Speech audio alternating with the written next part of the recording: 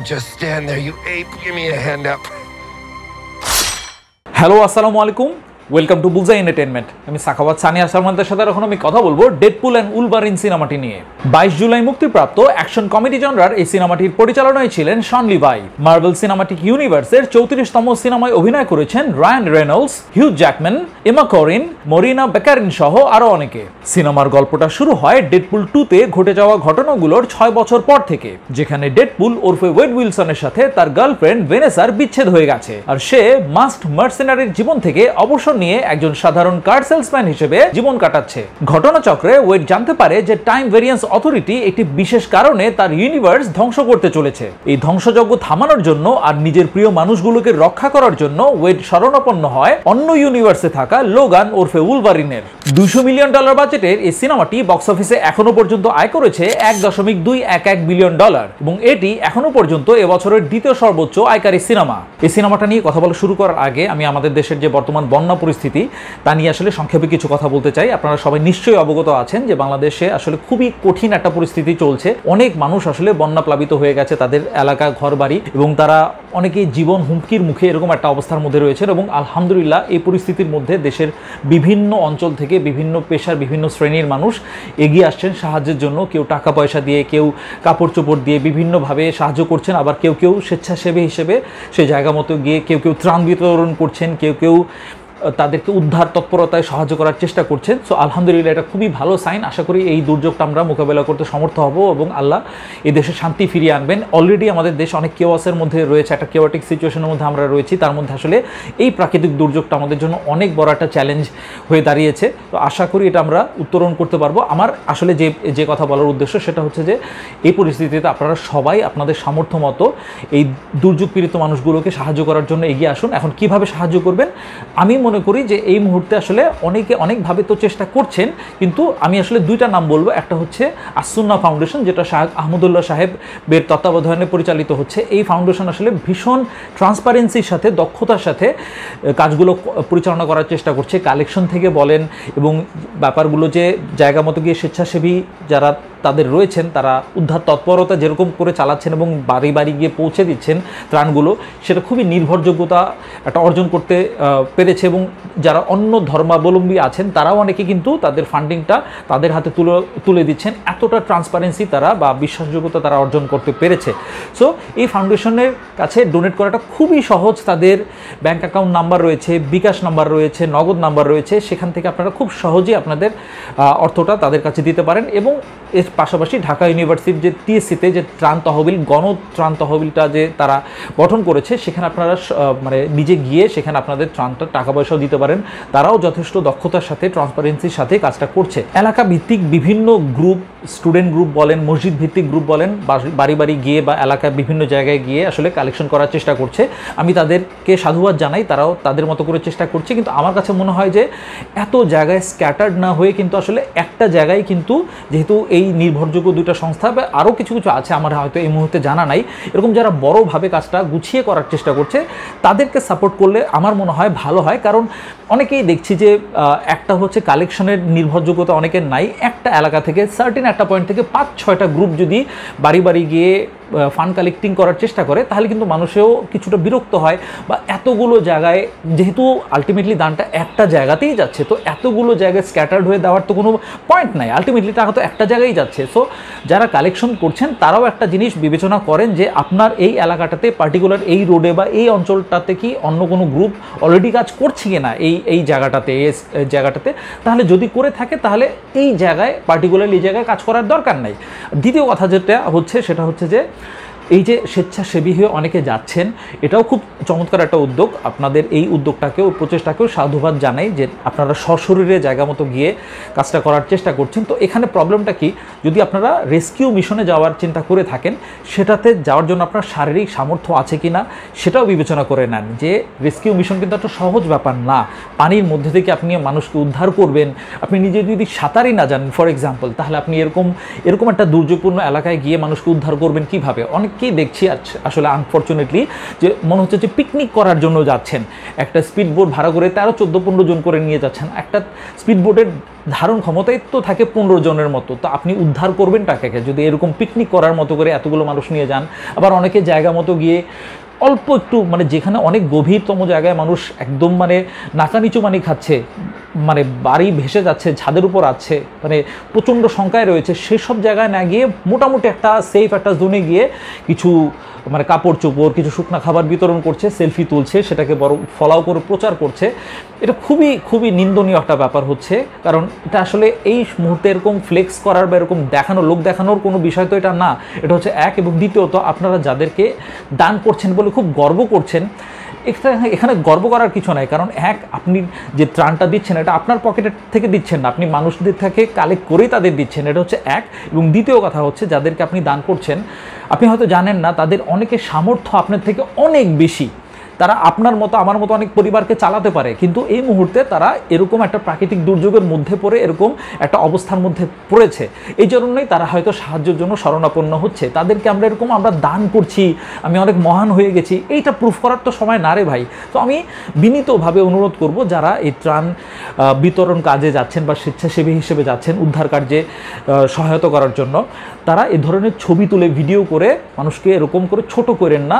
অনেক মানুষ আছে যারা খুবই লজ্জিত হচ্ছেন, এরকম ক্যামেরার সামনে আসতে তারা লজ্জা পাচ্ছেন, কারণ পরবর্তীতে তো এই ছবি ফুটেজগুলো থেকে যাবে, তাই তারা এই সামনে আসতে চাচ্ছেন না, কিন্তু তাদের প্রয়োজন আছে। তো এই ইমোশনটা প্লিজ একটু বোঝার চেষ্টা করেন। আর সেনাবাহিনীও অবশ্যই উদ্ধার তৎপরতা চালাচ্ছে, তাদেরকেও স্যালুট, তাদের কাজটা যাতে সহজতর হয় সেভাবে সাপোর্ট করার চেষ্টা করেন। আপনাদের সবার ইন্টেনশন হয়তো ভালো, কিন্তু কাজটা গোছানোভাবে যাতে হয়, দক্ষতার সাথে যাতে হয়, এই ব্যাপারটা আপনারা নিশ্চিত করার চেষ্টা করবেন, এটুকুই আমার পক্ষ থেকে আপনাদের কাছে অনুরোধ। এখন সিনেমার ব্যাপারে যদি আমি কথা বলি, এই সিনেমাটা আসলে এই বছরে আমার কাছে ব্যক্তিগতভাবে সবচেয়ে অ্যান্টিসিপেটেড সিনেমা ছিল। আমরা সবাই জানি যে মার্ভেল সিনেমাটিক ইউনিভার্স কিন্তু বেশ স্ট্রাগল করছে, ফাইন্যান্সিয়ালিও বলেন বা ক্রিটিক্যালি অ্যাক্লেমেশন পাওয়ার ক্ষেত্রেও। তাদের আসলে ওই এন্ড গেমের পর থেকে বিচ্ছিন্নভাবে একটা দুইটা সিনেমা বাদে কোনো সিনেমাই কিন্তু সেভাবে ওয়ার্ক করছে না, story wise, character wise, connection feel করা, মানে যেই ব্যাপারগুলো এন্ড গেমের আগ পর্যন্ত কাজ করতো তার কোনোটাই কিন্তু সেভাবে কাজ করছিল না। সো আসলে এই সিনেমাটা দিয়ে খুবই চাচ্ছিলাম যে আসলে তাদের যে অফ ট্র্যাকে চলে গেছে সেই ট্র্যাকটা থেকে তারা ফেরত আসুক, এবং অবশ্যই এই সিনেমাটা নিয়ে অ্যান্টিসিপেশন থাকার সবচেয়ে বড় যে কারণটা সেটা হচ্ছে লোগান বা উলভারিন। কারণ লোগান সিনেমাতে উলভারিন ক্যারেক্টারটাকে যেভাবে ক্লোজার দেওয়া হয়েছিল, ইট ওয়াজ জাস্ট পারফেকশন। এত সুন্দর ক্লোজার কিন্তু সব কয়টা সুপার হিরো পায় না। তাকে কিভাবে আবার এই ইউনিভার্সে আনা হবে এবং তার সাথে ডেডপুলের কেমিস্ট্রিটা কীরকম ওয়ার্ক করবে, এই ব্যাপারগুলো আসলে জানার খুব অপেক্ষায় ছিলাম, এবং জানতাম যে অনেকগুলো হয়তো ক্যামিও আসতে যাচ্ছে, সেগুলোর এক্সিকিউশন কীরকম হয় এই ব্যাপারগুলো জানার আগ্রহ ছিল। তো সিনেমাটা দেখার পর আসলে আমি এক কথায় বলতে গেলে কিছুটা আশাহতই হয়েছি, বাট কিছু কিছু জিনিস অবশ্যই সিনেমার ভালো ছিল। আগে ভালো দিকগুলো নিয়েই কথা বলি। প্রথমত সিনেমার অনেক ফান এলিমেন্ট রয়েছে। যদি আপনারা সিনেমা হলে সিনেমাটা দেখে থাকেন একটা ক্রাউডের সাথে, যদিও বাংলাদেশে এই মুহূর্তে সেটা সম্ভব না, কারণ ওয়ার্ল্ড ওয়াইড সিনেমাটা যেদিন মুক্তি পেয়েছে তার এক সপ্তাহ পরে আমাদের দেশে মুক্তি পেয়েছে, এবং তারপর আবার কিছুদিন বন্ধ ছিল, আবার চালু হয়েছে। এবং এই পুরো সময়টাতে যে সময়টাতে সিনেমা মুক্তি পেয়েছে এবং যখন চলছে, বাংলাদেশের মধ্যে কিন্তু আসলে খুব খারাপ একটা অবস্থা যাচ্ছে। মানুষজনের মধ্যে কিন্তু আসলে সিনেমা দেখার মতো আসলে ওরকম চিন্তাভাবনা নাই, মন মানসিকতা নাই। এই জন্য যখন আমি দেখেছি সিনেমা হলে সিনেমাটা, যেরকম ক্রাউড ফার্স্ট উইকে থাকার কথা ছিল তার ধারে কাছেও ছিল না, অর্ধেকের মতো মানুষও ছিল না। তো আসলে এই সিনেমাটা আসলে একটু বাংলাদেশে একটু ভুল সময় মুক্তি পেল বলতে গেলে, বাট ওয়ার্ল্ডের অন্যান্য জায়গায় মানুষজন কিন্তু বেশি এনজয় করেই দেখছে, কারণ ওরকম ফান এলিমেন্ট কিন্তু চিত্রনাট্যে রয়েছে।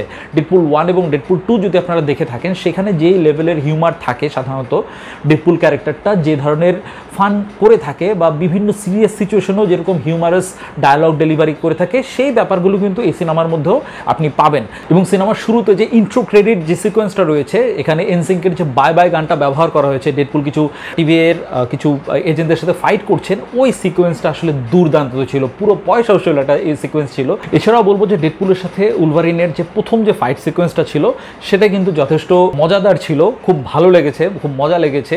এখানে অভিনয় প্রসঙ্গ যদি আমি বলি তাহলে আমি বলবো ডেডপুল বা ওয়েড উইলসন চরিত্রে রায়ান রেনল্ডসকে আমার এই সিনেমার সবচেয়ে শক্তিশালী অভিনেতা মনে হয়েছে। এই ক্যারেক্টারটাকে আসলে তিনি ওন করেছেন, আইকনিক করেছেন, তাকে ছাড়া আসলে এই ক্যারেক্টারটা আসলে ভাবা সম্ভবই না, মানে এই ক্যারেক্টারটা তাকে ছাড়া রিপ্লেস করার চিন্তাও আমি করতে পারি না, এতটাই পারফেক্টলি তিনি ক্যারেক্টারটাকে পোর্ট্রে করেছেন। এখানেও তার ব্যত্যয় ঘটে নাই, তার যে ইমোশনাল অ্যাঙ্গেলটা, ভেনেসার সাথে তার যে ব্রেকআপ হয়ে গেছে, তার যে এখানে কষ্টটা এবং নিজেকে প্রুভ করতে হবে, এই যে একটা ব্যাপারটা, এই ব্যাপারগুলো কিন্তু তার চরিত্রের মাধ্যমে, তার অভিনয়ের মাধ্যমে তিনি খুব সুন্দরভাবে ফুটিয়ে তুলতে পেরেছেন।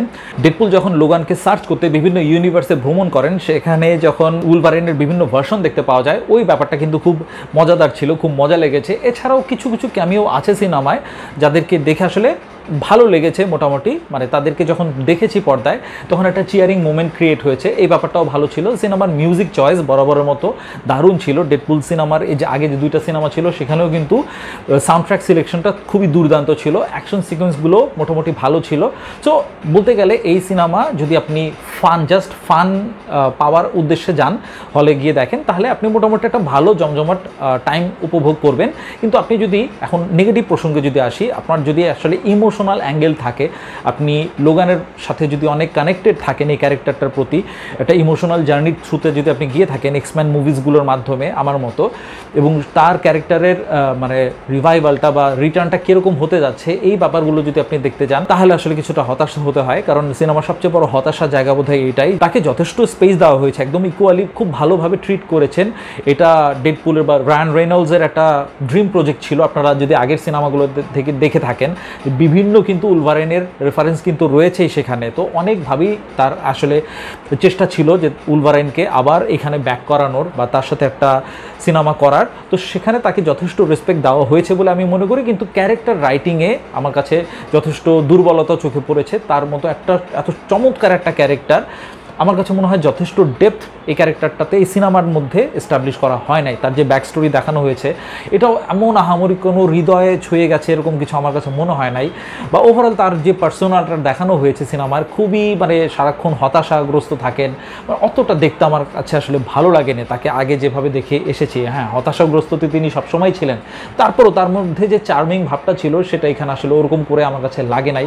অ্যাকশন সিকোয়েন্সগুলোতে তাকে অনেক ভালো লেগেছে, তাকে দেখতে আনডাউটেডলি সুপার মাচো লেগেছে। তার যে একটা বডি শো করে একটা জায়গায়, ওইটা ভীষণ একটা চিয়ার উর্দি মুভমেন্ট ছিল। বাট তারপর আমি বলবো ওভারঅল তার যে পোর্ট্রেয়ালটা এখানে দেখানো হয়েছে এটা এতটা স্যাটিসফাইং ছিল না অ্যাজ আ ফ্যান। সিনেমায় যেসব আমি বলবো যে ক্যামিওসগুলোকে দেখানো হয়েছে চমকপ্রদ তো ছিল, বাট আমার কাছে মনে হয়েছে যে ডক্টর স্ট্রেঞ্জ পার্ট 2-তে যে অনেকগুলো ক্যামিও আনা হয়েছিল ওগুলোকে যেরকম করে ওয়েস্ট করা হয়েছে, এখানেও খানিকটা ওরকম করে ওয়েস্টেড মনে হয়েছে অনেকগুলো ক্যামিওকে। প্রয়োজন ছিল না। আমি কোনো স্পয়েল করছি না কোনো, আপনারা হয়তো এখনও অনেকে দেখেন নাই সিনেমাটা, দেখেন আপনারা।